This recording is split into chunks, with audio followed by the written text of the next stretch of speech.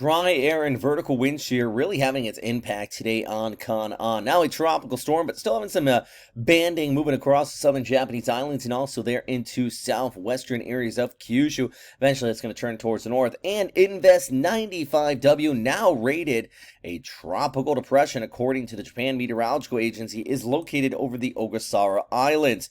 Both of these are going to be impacting Japan, and also Khanun is going to be moving out there towards the Korean Peninsula. And on top of that, we still have some inflow out here across the Philippines. I'm meteorologist Robert Spetta. Let's break down both of these storm systems. First off, here's a look at some of the guidance with the ECMWF. I know I usually use my Metro weather guidance, but it looks like, today I'm still here in Tokyo, so we're just using what is available to us here. Of course, Wendy does a great job with looking at the ECMWF. Head through Tuesday, heading into Wednesday. You see our storm system, Khanun, what's left of it.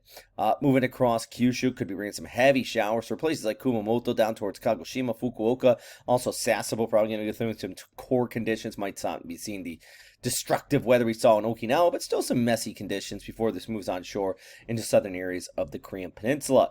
Then we pull back the picture. We have another storm system developing right there. There's the Ogasawara Islands. And as Khanun pulls towards the north and west, this one actually could kind of pull in behind it, and that little troughing there move off towards Honshu, including across the Kanto plain and basically the largest metro area on earth, the Tokyo Metro, by Saturday over towards Sunday. My flight, personally, is on Wednesday, so I'm a little relieved it's going to be coming in later, but definitely could be some messy conditions for a lot of our friends out here in Tokyo. Anytime you get these storms a little bit further towards the north, especially one developing so late, it's going to be a far cry from that monster storm we had in Okinawa, but still, we could be looking at, right here, this is 960 hectopascals, based on this particular guidance from the GFS. This is another look at that from Sunday over towards Monday as it comes on shore. And, pretty decent little storm here. Definitely would create some absolutely messy conditions if this came to pass for the Izu Islands. That's, Nijima, Oshima, Miyakojima,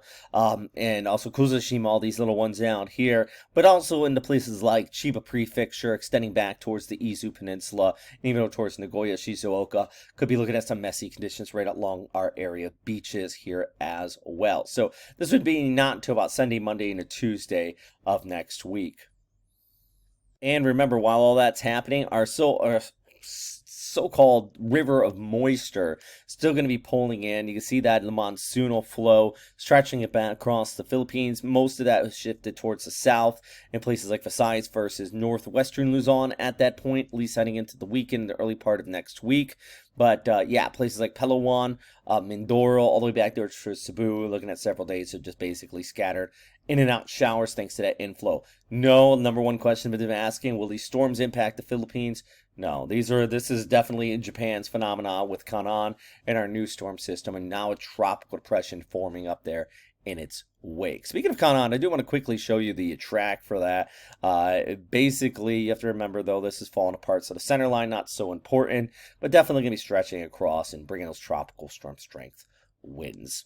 Anyways, I'm meteorologist Robert Spetta, guys. If you have any questions or anything like that, please let me know. I'm going to be back in front of the green screen maybe in a couple days. We'll see.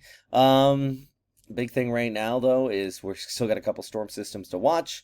Number one thing is, of course, pay attention to those. Always stay safe out there. If you like these updates, got a few new Patreon members. I'll start adding you guys once I get back to my normal updates, my normal setup, to the list there. Just giving you guys a shout out. But if you're new and you want to keep these updates going, and you want to help support it, the reason why I do these on vacation, it's mostly because of you Patreon members who continue to support this. And I want to be here when storms do hit, even if it's, not the most convenient thing, but you're not being convenienced either because you're dealing with a typhoon. So stay safe out there, guys.